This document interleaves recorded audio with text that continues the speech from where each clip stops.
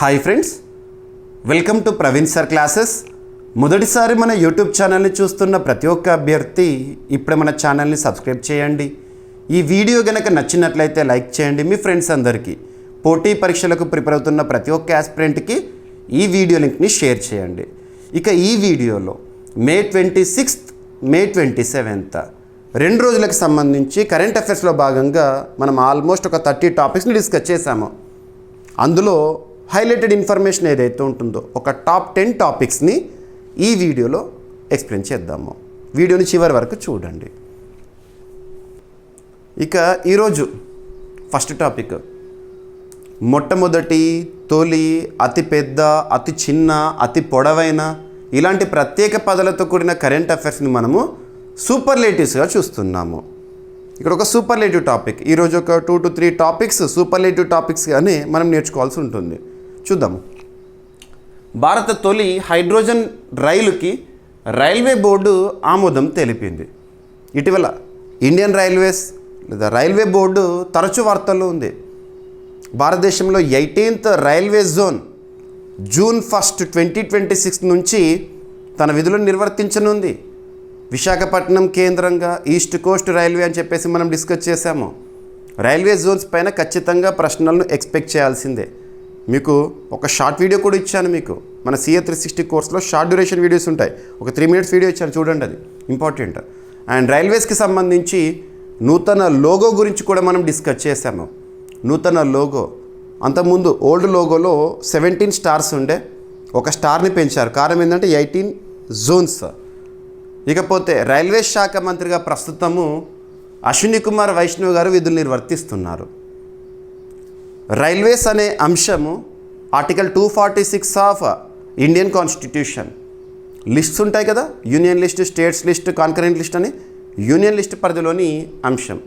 Indian railways అనగానే మీకు 1853 గుర్తుకు రావాలి.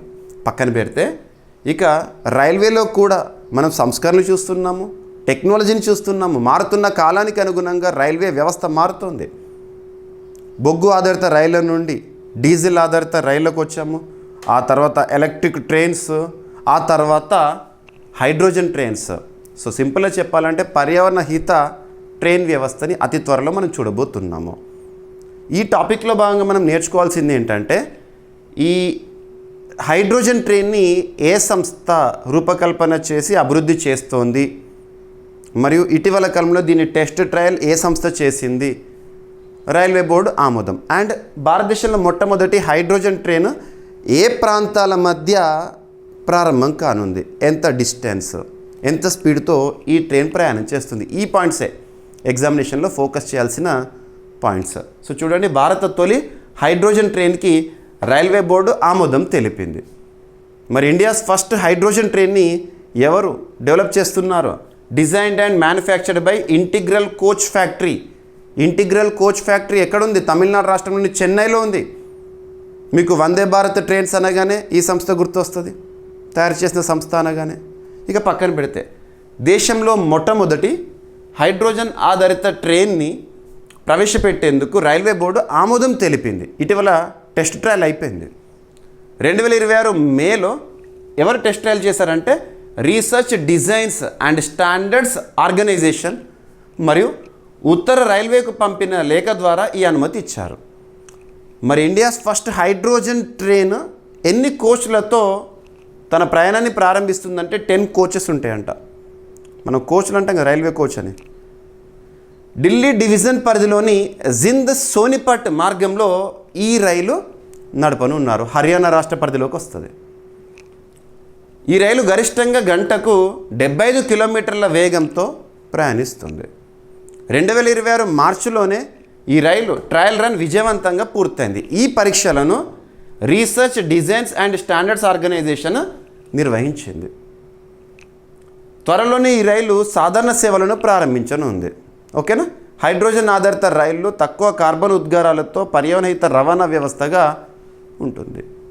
సో ప్రస్తుతం ప్రపంచమంతా కూడా clean energy, green energy, hydrogen energy ఇటువంటి వాటిపైపు ప్రయాణం చేస్తుంది. అందులో రైల్వేస్లో ఇది ఇంపార్టెన్స్ ఉంది. హైడ్రోజన్ ట్రైన్ అంటే హైడ్రోజన్ ఫ్యూయల్ సెల్స్ ద్వారా విద్యుత్ ఉత్పత్తి చేసి నడిచే train. Hydrogen fuel cells keyword. ప్రధానంగా నీటి ఆవిరిని మాత్రం విడుదల చేస్తుంది. ఓకేనా. So research designs and standards organisation వీరే కదా టెస్ట్ ట్రయల్ చేశారు హైడ్రోజన్ ట్రైన్ని. ఈ సంస్థ ప్రధాన కేంద్రం ఎక్కడ ఉంది అంటే లక్నో, రైల్వే మంత్రిత్వ శాఖ పరిధిలో పనిచేస్తుంది. ఏదైనా ఒక టాపిక్ని మనం డిస్కస్ చేసేటప్పుడు ఆ టాపిక్లో భాగంగా ఏదైనా ఒక సంస్థ గురించి వచ్చినా, ఒక రాష్ట్రం గురించి వచ్చినా, ఒక దేశం గురించి వచ్చినా బేసిక్ పాయింట్స్ అన్నీ కూడా మీకు నేను ఇస్తున్నాను. ఓకేనా. Very very important topic. ఉత్తర రైల్వే భారతీయ రైల్వే ప్రధాన జోన్లలో ఒకటి, ప్రధాన కార్యాలయం న్యూఢిల్లీ. ఇక ఇండియన్ రైల్వేస్ విషయానికి వస్తే 1853 మొట్టమొదటి రైలు బొంబాయి తానే మధ్య 1853 ఏప్రిల్లో. ఓకేనా. రైల్వే శాఖ మంత్రిగా ప్రస్తుతం అశ్విని కుమార్ వైష్ణవ్ గారు. ఓకేనా. గ్రీన్ ట్రాన్స్పోర్ట్ ఏదైతే ఉంటుందో కాలుష్యం మరియు కార్బన్ ఉద్గారణ తగ్గించే రవాణా వ్యవస్థ, గ్రీన్ ట్రాన్స్పోర్టేషన్ లేదా గ్రీన్ ట్రాన్స్పోర్ట్. ఓకేనా. ఇక సెకండ్ టాపిక్ కూడా ఈరోజు రైల్వేస్కి సంబంధించిందే. రైల్వేస్కి సంబంధించి మనం చాలా పోర్టల్స్ని, డాష్ బోర్డ్స్ని ఇటువంటి చూస్తున్నాము. అందులో భాగంగా చిరాగ్ అనే ఒక కేంద్రం, ఒక సెంటర్ చిరాగ్. ఈ టాపిక్లో భాగంగా మనం ఏం ఫోకస్ చేయాలంటే చిరాగ్ యాక్రోనిమ్ ఫుల్ ఫామ్ ఏంటి, సి అంటే ఏంటి, హెచ్ అంటే ఏంటి, ఐ అంటే ఏంటి, ఇది ఫుల్ ఫామ్ చూడాలి. మరియు ఈ కేంద్రాన్ని ఎక్కడ ప్రారంభించారు, లొకేషన్. తర్వాత వచ్చేసి ఈ కేంద్రం యొక్క ప్రత్యేకత ఏంటి. సో ఇక్కడ చూడండి, మానవ వనరులు ముఖ్యంగా రైల్వేస్లో పనిచేసే సిబ్బంది ఉంటారు కదా, వారికి నైపుణ్యాభివృద్ధి కోసం కానివ్వండి లేదా శిక్షణ ఇచ్చే కేంద్రంగా చెప్పొచ్చు చిరాగ్. చిరాగ్ ఫుల్ ఫామ్ ఏంటంటే the centre for HR information system. ఒక కేంద్రము దేనికోసము, హెచ్ఆర్ ఇన్ఫర్మేషన్ సిస్టమ్ అంటే మానవ వనరుల సమాచార వ్యవస్థ. Research and analytics in, research అంటే పరిశోధన, అనలిటిక్స్ అంటే విశ్లేషణ, గవర్నెన్స్ పరిపాలన. ఓకేనా. So Chirag full form. ఏదైనా ఒక యాక్రోనిమ్ ఉంది అంటే, ఫుల్ ఫామ్ ఉందంటే ఈచ్ అండ్ ఎవ్రీ వర్డ్ అర్థం చేసుకోండి, ఆటోమేటిక్గా దాని పర్పస్ ఏంటో తెలిసిపోతుంది. సో మానవ వనరుల కోసము. సో భారతీయ రైల్వే మానవ వనరుల సమాచార వ్యవస్థ, పరిశోధన మరియు విశ్లేషణ కేంద్రం చిరాగ్ ఫుల్ ఫామ్. మీకు ఏదైతే ఇంగ్లీష్లో నేను ఇచ్చానో అది తెలుగులో అర్థం. చిరాగ్ని 2026 మే 25న ప్రారంభించింది ఇండియన్ రైల్వేస్. హైదరాబాద్లోని మౌలాలి ప్రాంతంలో జోనల్ రైల్వే ట్రైనింగ్ ఇన్స్టిట్యూట్ సమీపంలోని ఎస్సీఆర్ గ్రౌండ్స్లో ఈ కేంద్రాన్ని ఏర్పాటు చేశారు. ఎస్సీఆర్ అంటే సౌత్ సెంట్రల్ రైల్వే, సికింద్రాబాద్ కేంద్రంగా మనం చూస్తాం కదా. చిరాగ్ భారతీయ రైల్వే మానవ వనరుల నిర్వహణ మరియు డిజిటల్ పరిపాలనకు కేంద్ర ప్రతిభా వేదికగా పనిచేస్తుంది. ఈ కేంద్రం హెచ్ఆర్ నిర్వహణ, శిక్షణ అంటే ట్రైనింగ్, పరిశోధన, రీసెర్చ్, విశ్లేషణ, అనాలిసిస్ మరియు డిజిటల్ మార్పులను బలోపేతం చేయడానికి రూపొందించింది. వివిధ క్యాడర్లకు చెందిన రైల్వే ఉద్యోగులకు పాత్ర ఆధారిత మరియు సర్టిఫైడ్ హెచ్ఆర్ఎంఎస్ శిక్షణ అందించబడుతుంది. రైట్, గుర్తుపెట్టుకోండి. సో ఇండియన్ రైల్వే సంబంధించిన basic points. So south central railway Secunderabad కేంద్రంగా పనిచేస్తుంది. సో హెచ్ఆర్ఎంఎస్ అంటే హ్యూమన్ రీసోర్స్ మేనేజ్మెంట్ సిస్టమ్, మానవ వనరులకు సంబంధించి, సిబ్బందికి సంబంధించి, అధికారులకు సంబంధించి అన్నట్టు. ఓకేనా. ఇక నెక్స్ట్ ఇంకొక సూపర్లేటివ్ టాపిక్. సో కేరళ రాష్ట్రంలో, రాష్ట్రం పేరు గుర్తుంచుకోండి. ఇటీవల కేరళ రాష్ట్రం అనగానే మీకు కొన్ని పాయింట్స్ గుర్తుకు రావాలి. కేరళలో రీసెంట్గా 2026 ఏప్రిల్ నెలలో సార్వత్రిక ఎన్నికలు జరిగినాయి. భారతదేశంలో సార్వత్రిక ఎన్నికలు జరిగిన 5 అసెంబ్లీల్లో కేరళ ఒకటి. ఫలితాలను మనం చూసాము మే 4వ తేదీన. కేరళ ఫలితాలను అబ్జర్వ్ చేస్తే కేరళలో మొత్తం అసెంబ్లీ స్థానాలు ఎన్ని, 140. గుర్తుంచుకోండి. రాజధాని తిరువనంతపురము. గత ప్రభుత్వం పినరయ్ విజయన్ గారి ప్రభుత్వము ఈ ఎన్నికల్లో ఓడిపోయింది. ఎల్డీఎఫ్ ఓడిపోయింది, యూడీఎఫ్ వచ్చింది. కాంగ్రెస్ మెజార్టీ స్థానాలను కైవసం చేసుకుంది. కాంగ్రెస్ పార్టీకి సంబంధించిన సీనియర్ మోస్ట్ లీడరు విడి సతీశన్ గారు కేరళ రాష్ట్ర ముఖ్యమంత్రిగా రీసెంట్గా ప్రమాణ స్వీకారం చేశారు. ఇక కేరళకు సంబంధించిన టాపిక్, కేరళలో తొలి ప్రైవేట్ మెడికల్ మ్యూజియం ఏర్పాటంట. కేరళలో ఏర్పాటైన ఈ ప్రైవేట్ మెడికల్ మ్యూజియం భారతదేశంలో మొట్టమొదటిదంట. ప్రైవేట్ సంస్థ నిర్వహించే ఒక మ్యూజియం. దీనికి సంబంధించి మెడికల్ అంటున్నాను, కామన్గా అవయవాలకు సంబంధించి కానివ్వండి, అనాటమీ, ఫిజియాలజీ అని మనం చూస్తాం కదా. సో వివిధ శరీర భాగాలకు సంబంధించి ప్రత్యేకంగా మనకు అవగాహన కల్పించడానికి ఈ మ్యూజియం పనిచేస్తుంది. కమ్మని మీరు చూడండి, ఉదాహరణకు హైదరాబాద్లో సాలార్జంగ్ మ్యూజియం ఉంది. మ్యూజియం యొక్క పర్పస్ ఏంటి? హిస్టారికల్ ఇంపార్టెన్స్ ఉన్న వాటి పట్ల మనకు అవగాహన కల్పించాలి. అక్కడ చూస్తూ ఉంటాం ఆ కాలంలో రాజులు ఇవి ధరించారా, రాజులు ఇవి వాడారా, ఈ కత్తులు వాడారా, ఈ యుద్ధంలో ఇవి చేశారా, అట్లా. సో ఇది మన మానవ దేహశాస్త్రం అన్నట్టు సింపుల్గా. ఓకేనా? ఇక్కడ ప్రాంతం పేరు గుర్తుంచుకోండి. 2026 మే 25న తిరువనంతపురంలోని ఉల్లూరులో మ్యూజియం ఆఫ్ మెడికల్ ఆర్కైవ్స్ ప్రారంభమైంది. ఇది కేరళలోని తొలి ప్రైవేట్ మెడికల్ మ్యూజియం మాత్రమే కాకుండా భారతదేశపు తొలి ప్రైవేట్ మెడికల్ మ్యూజియంగా గుర్తింపు పొందింది. వైద్య విద్య మరియు వైద్య చరిత్రకు సంబంధించిన విద్యా చారిత్రక వస్తువులను మెడికల్ మ్యూజియాలు రక్షిస్తాయి. ఇలాంటి మ్యూజియాల్లో శరీర నిర్మాణ నమూనాలు, వైద్య మోడళ్ళు, చార్ట్స్, పాత పత్రాలు మరియు బోధన పరికరాలు ఉంటాయి. కంప్లీట్ మెడిసిన్కి సంబంధించి అనాటమీ, ఎంబ్రియాలజీ, ప్యాథాలజీ, మైక్రోబయాలజీ మరియు వైద్య చరిత్ర అధ్యయనాల్లో ఇవి ఉపయోగపడతాయి. ఈ మ్యూజియాన్ని తిరువనంతపురం ప్రభుత్వ వైద్య కళాశాలలో మాజీ ఆర్టిస్ట్ మోడలర్ ఏ శివరామన్ గారు స్థాపించారు. ఆయన రూపొందించిన దశాబ్దాల నాటి వైద్య బోధన మోడళ్ళు మరియు పరికరాలను ఈ మ్యూజియం ప్రదర్శిస్తుంది. డైరెక్ట్ గుర్తుపెట్టుకోండి, దేశంలోనే మొట్టమొదటి ప్రైవేట్ మెడికల్ మ్యూజియం కేరళలో ఏర్పాటు. ఓకేనా? సో కేరళకు సంబంధించిన బేసిక్ పాయింట్స్. కేరళ గవర్నర్గా ప్రస్తుతం రాజేంద్ర అర్లేకర్ గారు విధులు నిర్వర్తిస్తున్నారు. ఎందుకంటే ఇటీవల ప్రమాణ స్వీకార కార్యక్రమం జరిగింది కాబట్టి గవర్నర్ పాత్ర ఇంపార్టెంట్. ఇక నెక్స్ట్ జనగణన, పాపులేషన్ సెన్సస్. సెన్సస్ అనేది ఏ జాబితాలోకి వస్తుంది? Article 246 of Indian constitution union లిస్ట్లోకి వస్తుంది. ఏ మంత్రిత్వ శాఖ పరిధిలోని అంశము? హోం మంత్రిత్వ శాఖ. So census. మరి స్వతంత్ర భారతదేశంలో 8th సెన్సస్, మొట్టమొదటిసారి నుండి తీసుకుంటే 16వ సెన్సస్ సంబంధించి ప్రస్తుతం జరుగుతున్నాయి. హౌస్ లిస్టింగ్ ఇవన్నీ జరుగుతున్నాయి. సెన్సస్ కార్యక్రమాలు ప్రారంభమైనాయి.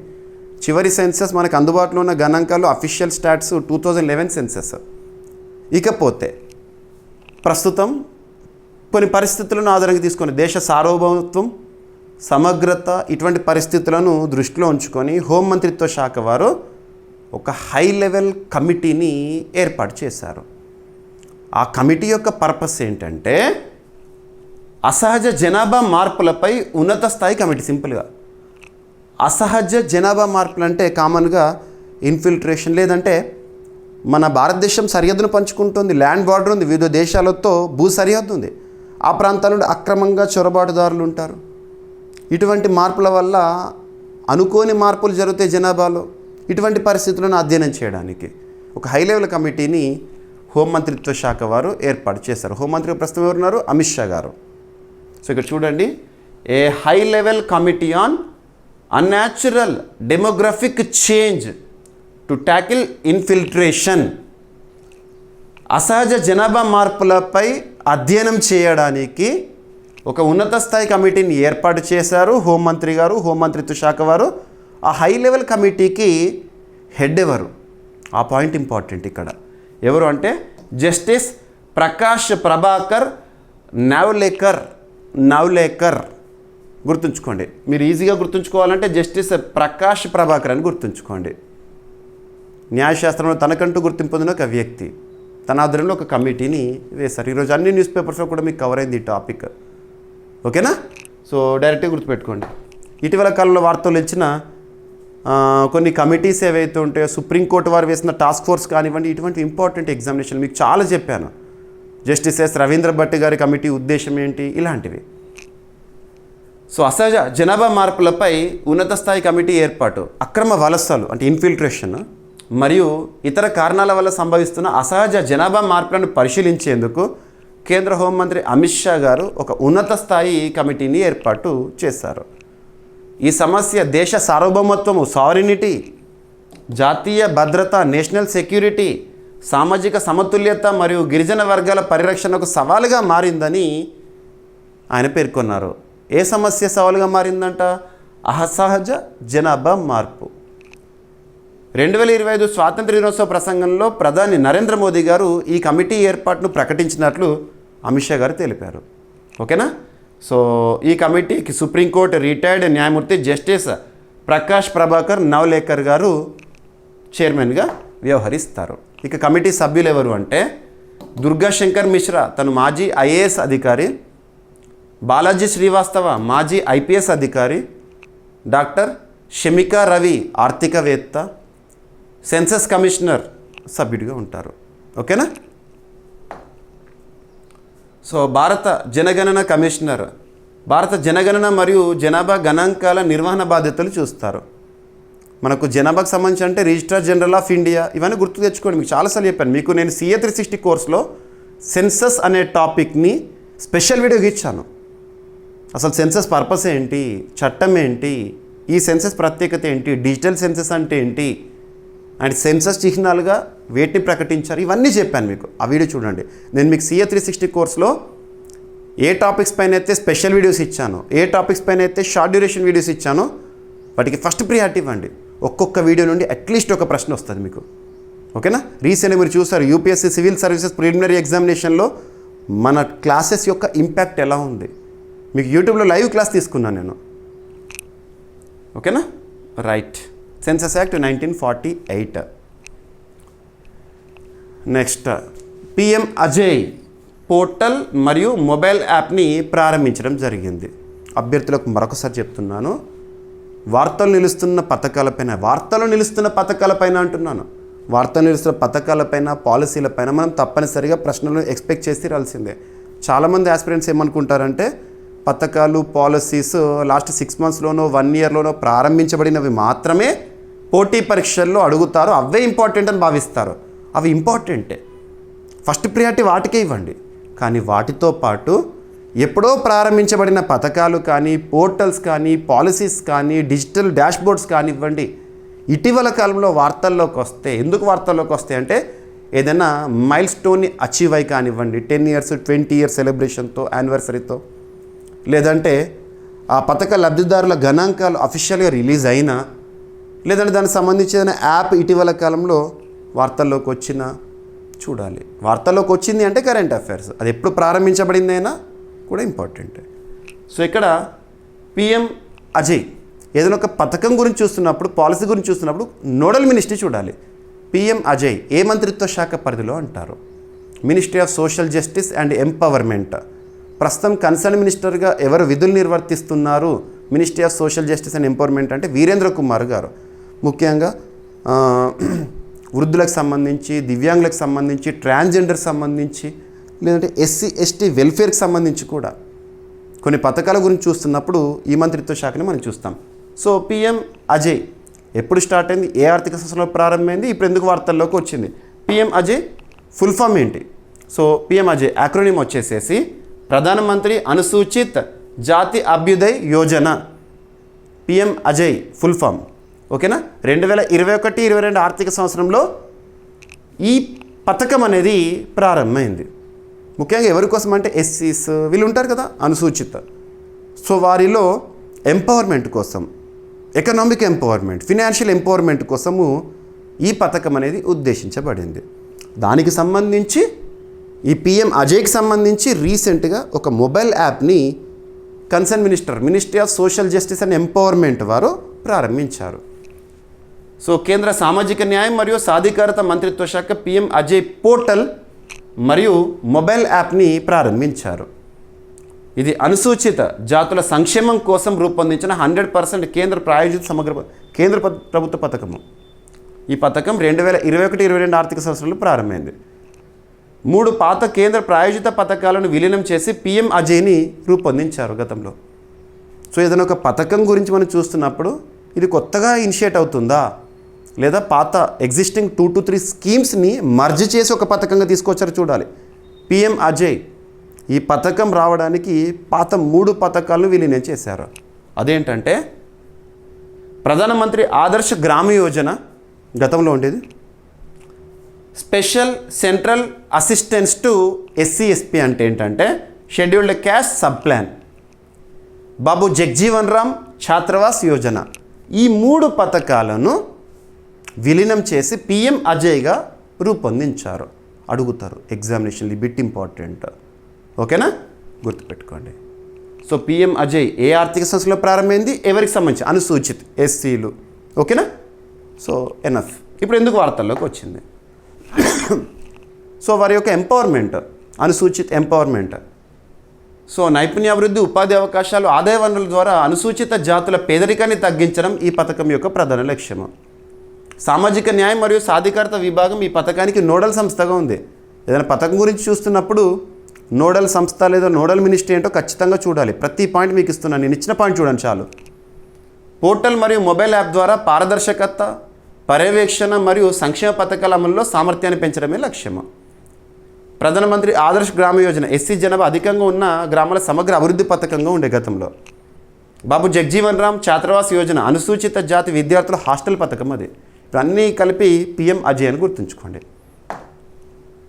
ఇక నెక్స్ట్ అంతర్జాతీయ అంశాలు. ఇటీవల కాలంలో ఇంటర్నేషనల్ రిలేషన్స్లో భాగంగా మనం చాలా టాపిక్స్ డిస్కస్ చేశాము. భారత్ వివిధ దేశాలతో కుదుర్చుకుంటున్న ఒప్పందాలు, ఫ్రీ ట్రేడ్ అగ్రిమెంట్స్, భారత ప్రధాని నరేంద్ర మోదీ గారి విదేశీ పర్యటనలు, ఆ పర్యటనల యొక్క సారాంశము, ఏ ఒప్పందాలు జరిగినాయి, భారతదేశానికి విచ్చేసిన వివిధ విదేశీ ప్రముఖులు అంటే దేశాధినేతలు, అవుట్కమ్ ఏంటి, ఇటువంటివన్నీ చూస్తున్నాము. ప్రతి పాయింట్ నేను చెప్పింది చూడండి. ఇక్కడ ministry of commerce and industries, ప్రస్తుతం కన్సర్న్ మినిస్టర్ ఎవరు? పీయూష్ గోయల్ గారు. ఎందుకు ఆ మంత్రిత్వ శాఖ గురించే ఫస్ట్ చెప్పిన అంటే, ప్రస్తుతం భారత్ వివిధ దేశాలతో ఫ్రీ ట్రేడ్ అగ్రిమెంట్స్ని కుదుర్చుకుంది. Mother of all free trade deals ఏంటి? యూరోపియన్ యూనియన్తో కుదుర్చుకున్న ఒప్పందం. మీకు చాలాసార్లు చెప్పాను, యూరోపియన్ యూనియన్ గురించి ప్రశ్న లేకుండా ఈసారి ఏ పోటీ పరీక్ష అయినా, ఏ స్థాయి పోటీ పరీక్ష అయినా ప్రశ్న పత్రమే ఉండదు. ఖచ్చితంగా యూరోపియన్ యూనియన్ పైన అడుగుతారు అన్నాను, చాలాసార్లు చెప్పాను. రీసెంట్గా యూపీఎస్సీ సివిల్ సర్వీసెస్ ప్రిలిమినరీ ఎగ్జామినేషన్లో డైరెక్ట్ అడిగారు. ఇక పక్కన పెడితే ఫ్రీ ట్రేడ్ అగ్రిమెంట్స్, స్వేచ్ఛా వాణిజ్య ఒప్పందం అని చూడగానే అది ఏ మంత్రిత్వ శాఖ పరిధిలోకి వస్తుంది మన భారతదేశానికి సంబంధించి అంటే, ఒక విషయం గుర్తుంచుకోండి, ఎక్స్పోర్ట్స్, ఇంపోర్ట్స్, ట్రేడ్ అనే పదాలు కనిపించినాయి, కామర్స్ అనే పదం కనిపించింది అంటే వాణిజ్య వ్యవహారాల మంత్రిత్వ శాఖ. ఇక పీయూష్ గోయల్ గారు ఏం చెప్తున్నారంటే, ఇండియా కెనడా రిలేషన్స్లో భాగంగా కాంప్రహెన్సివ్ ఎకనామిక్ పార్ట్నర్షిప్ అగ్రిమెంట్ అనేది ఇయర్ ఎండ్ లోపల అమల్లోకి వస్తుందన్నారు. Free trade agreement, comprehensive economic partnership agreement. మరియు ప్రస్తుతం భారత్ కెనడా వాణిజ్యం ఏదైతే ఉందో ఆ వాణిజ్యాన్ని 2030 సంవత్సరం నాటికి 50 బిలియన్ US$ తీసుకెళ్లాలని. వాణిజ్యం అంటే ఎగుమతులు దిగుమతులు వస్తాయి. ఈ ఇరు దేశాల మధ్య వాణిజ్యము ప్రస్తుతం ఎంత ఉంది, ఎంతకు తీసుకుపోవాలి, ఈ పాయింట్ పైన కూడా ఫోకస్ చేయాలి.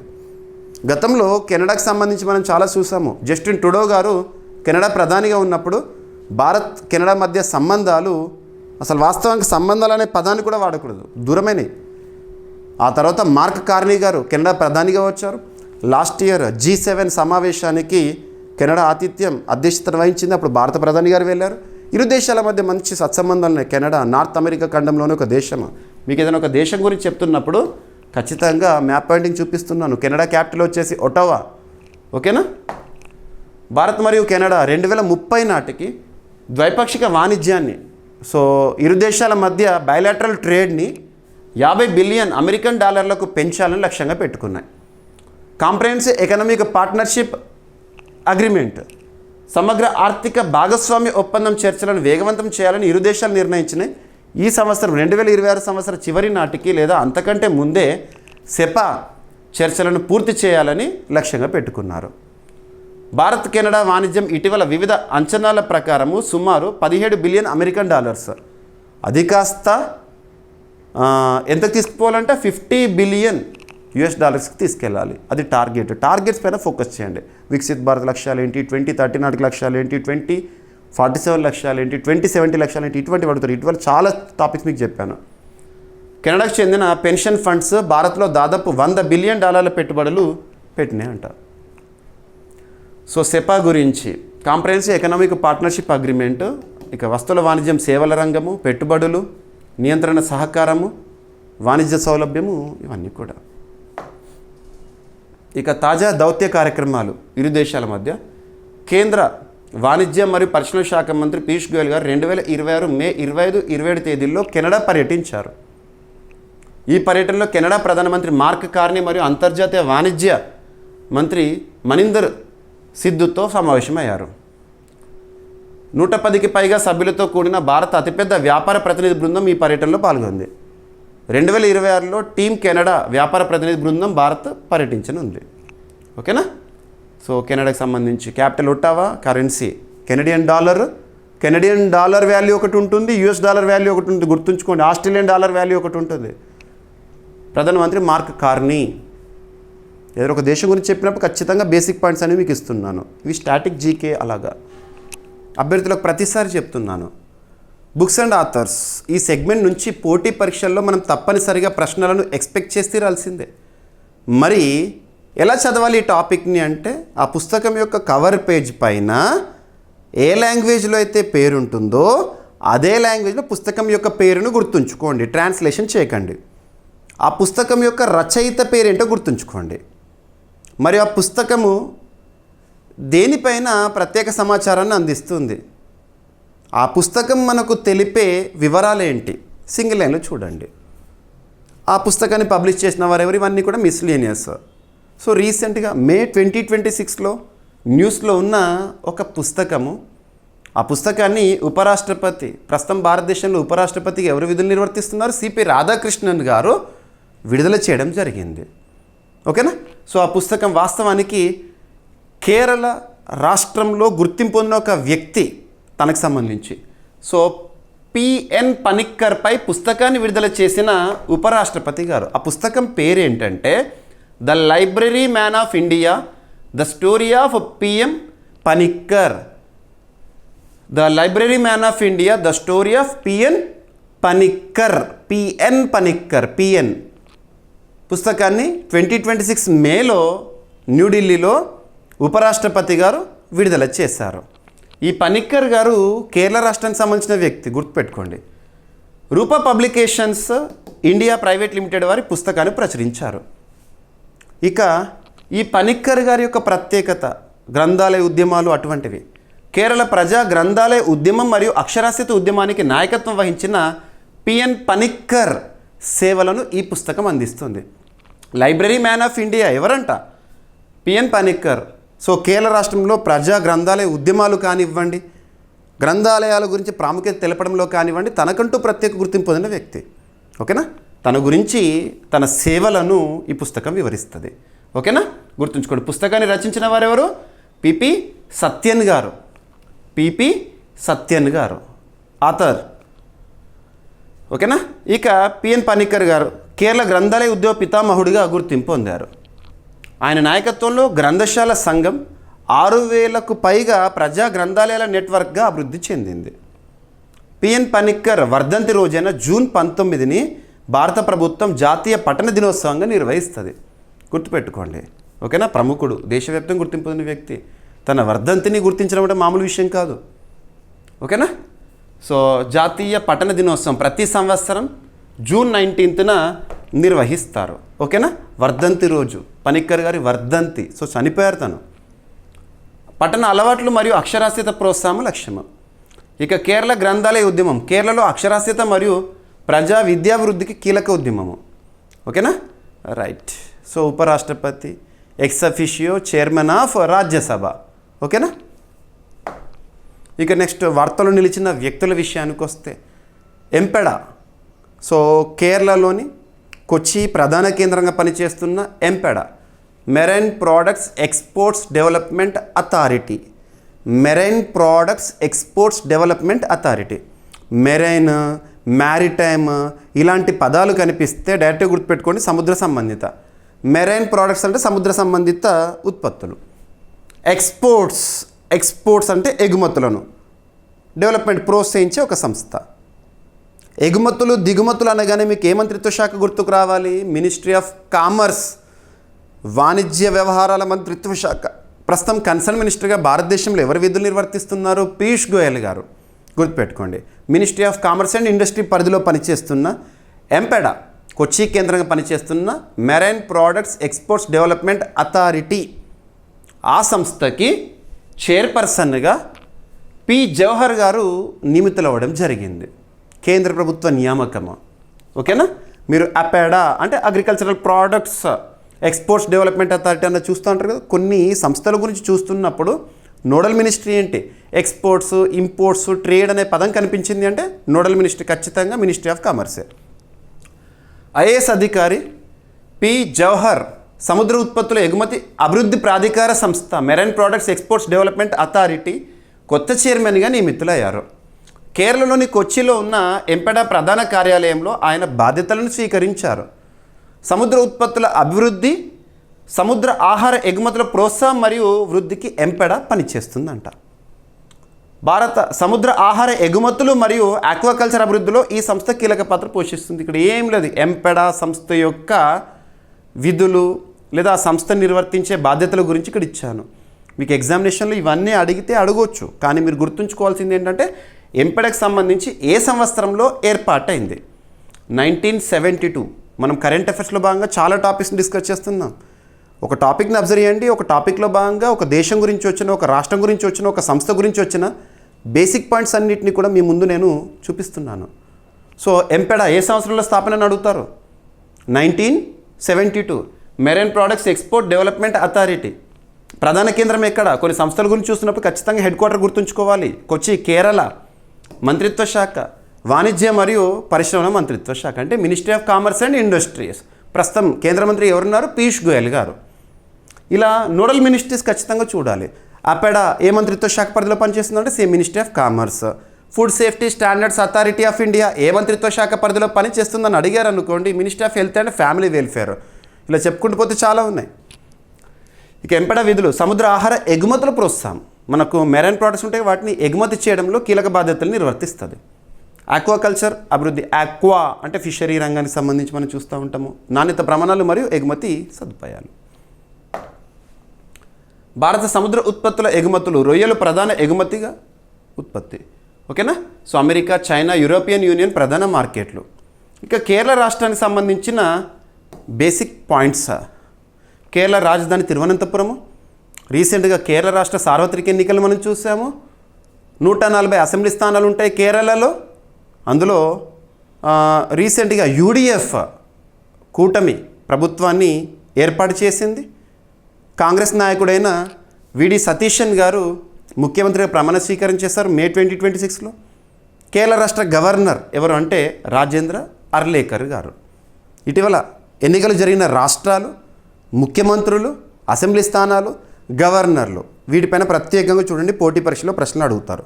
ఓకేనా. ఇక నెక్స్ట్ ఎన్సీబీ డీజీగా అనురాగ్ గార్గ్ గారు ప్రస్తుతం విధులు నిర్వర్తిస్తున్నారు. తన పదవీ కాలాన్ని 2027 వరకు పొడిగించింది అపాయింట్మెంట్ కమిటీ ఆఫ్ క్యాబినెట్. గుర్తుంచుకోండి. సో ఎగ్జామినేషన్ పాయింట్ ఆఫ్ వ్యూలో చాలా ఇంపార్టెన్స్ ఉన్న ఒక టాపిక్. ఇక్కడ ఎన్సీబీ అంటే ఏంటని ఎగ్జామినేషన్లో అడుగుతారు. Narcotics control bureau. Narcotics control bureau. మనకు నార్కోటిక్స్ అనే పదం వినగానే ఒక చట్టం గుర్తుకురావాలి. మీకు చాలాసార్లు రిపీట్ చేస్తున్నాను. Narcotic drugs and psychotropic substances act A year? 1985. మత్తు పదార్థాలు ఇటువంటి వాటిని రెగ్యులేట్ చేయడానికి భారతదేశంలో ఉద్దేశించిన చట్టము. ఓకేనా. సో నార్కోటిక్స్ కంట్రోల్ బ్యూరోకి ప్రస్తుతం అనురాగ్ గార్గ్ గారు విధులు నిర్వర్తిస్తున్న తన పదవీకాలం పొడిగింపు అనేది. ఎన్సీబీ డైరెక్టర్ జనరల్, డీజీ అంటే డైరెక్టర్ జనరల్ అంటే ఆ సంస్థకి సంబంధించి, ఆ శాఖకి సంబంధించి కీలక బాధ్యతలు చీఫ్. అనురాగ్ గార్గ్ గారు డిప్యూటేషన్ పదవీ కాలాన్ని 2027 జూలై 31 వరకు పొడిగించారు. అంటే నెక్స్ట్ ఇయర్ 2027. ఈ నియామక సంఘానికి ప్రధానమంత్రి నరేంద్ర మోదీ గారు అధ్యక్షత వహిస్తున్నారు. అంటే అపాయింట్మెంట్స్ కమిటీ ఆఫ్ క్యాబినెట్ లేదా క్యాబినెట్స్ కమిటీ ఆఫ్ అపాయింట్మెంట్స్ అని కూడా చెప్పవచ్చు. ఏసీసీ అంటాం, అపాయింట్మెంట్స్ కమిటీ ఆఫ్ క్యాబినెట్. అంటే ముఖ్యంగా కేంద్ర ప్రభుత్వ సంస్థలు కానివ్వండి, అటువంటి వాటికి నియామకాలను నిర్ణయించే ఒక కీలక సంస్థ. ఈ సంస్థకి అపాయింట్మెంట్స్ కమిటీ ఆఫ్ క్యాబినెట్కి, ఆ విభాగానికి ప్రధానమంత్రి గారే ex officio chairperson. SN Pradhan గారి పదవీ విరమణ తర్వాత 2024 సెప్టెంబర్లో అనురాగ్ గార్గ్ గారు ఎన్సీబీ డీజీగా నియమితులయ్యారు. సో ఒక పర్సన్ నియమితులయ్యారు అంటే ఎవరి స్థానంలో వచ్చారు, ఇవన్నీ కూడా మీకు బేసిక్ పాయింట్స్ ఇస్తున్నాను. ఓకేనా. సో హిమాచల్ ప్రదేశ్ క్యాడర్కు చెందిన 1993 బ్యాచ్ ఐపీఎస్ ఆఫీసర్ గారు డైరెక్టర్ జనరల్ అనురాగ్ గార్గ్ గారు. ఓకేనా. నార్కోటిక్స్ కంట్రోల్ బ్యూరో 1986లో హోంమంత్రిత్వ శాఖ ఆధ్వర్యంలో స్థాపించబడింది. అడుగుతారు ఎన్సీబీ ఏ మంత్రిత్వ శాఖ పరిధిలో పనిచేస్తుంది? Nodal ministry, home ministry. ఈ ఎన్సీబీ ఏ చట్టం ఆధారంగా ఏర్పాటైంది? Narcotics, drugs and psychotropic substances act 1985 ఆధారంగా 1986లో ఏర్పాటైంది. ఓకేనా? సో సరిపోతుంది. మాదక ద్రవ్యాల అక్రమ రవాణా మరియు నార్కోటిక్స్ నేరాలను నియంత్రించడము దీని యొక్క ప్రధాన బాధ్యత.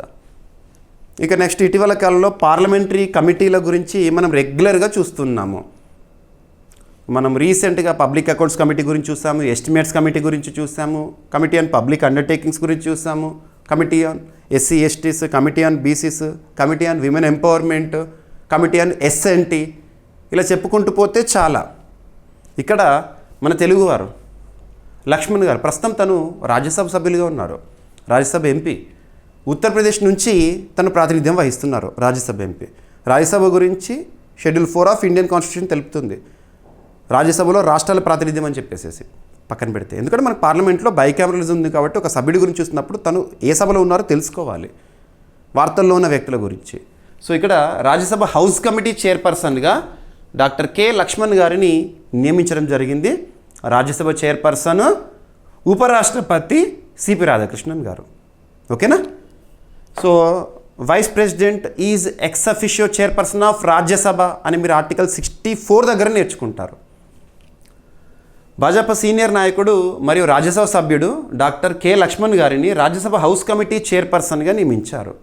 రాజ్యసభ చైర్మన్ ఈ నియామకాన్ని ఆమోదించగా రాజ్యసభ సచివాలయం బులెటిన్ ద్వారా ప్రకటించారు. మరి ఈ హౌస్ కమిటీ ఎందుకోసం పనిచేస్తుందంటే రాజ్యసభ సభ్యుల వసతి మరియు సౌకర్యాల పర్యవేక్షణ బాధ్యతలను హౌస్ కమిటీ నిర్వహిస్తుంది. డాక్టర్ కె లక్ష్మణ్ గారు 2022 జూలైలో ఉత్తరప్రదేశ్ నుంచి రాజ్యసభకు ఎన్నికయ్యారు. రాజ్యసభ అనేది ఇండైరెక్ట్లీ ఎలక్టెడ్ హౌస్. మనం ఎన్నుకున్న ప్రజాప్రతినిధులు ఉంటారు కదా, రాష్ట్రాల ఎమ్మెల్యేలు, వాళ్ళు రాజ్యసభ సభ్యులను ఎన్నుకుంటారు, indirect election. Rajya Sabha house committee Rajya Sabha సభ్యుల నివాసం మరియు సౌకర్యాల నిర్వహణ కమిటీ. రాజ్యసభ భారత పార్లమెంటు ఎగువ సభ, దిగువ సభ అంటే లోక్సభ, ప్రజల సభ అంటే దాన్ని, and directly elected by the people, Lok Sabha. ఓకేనా? రైట్. ఇక నెక్స్ట్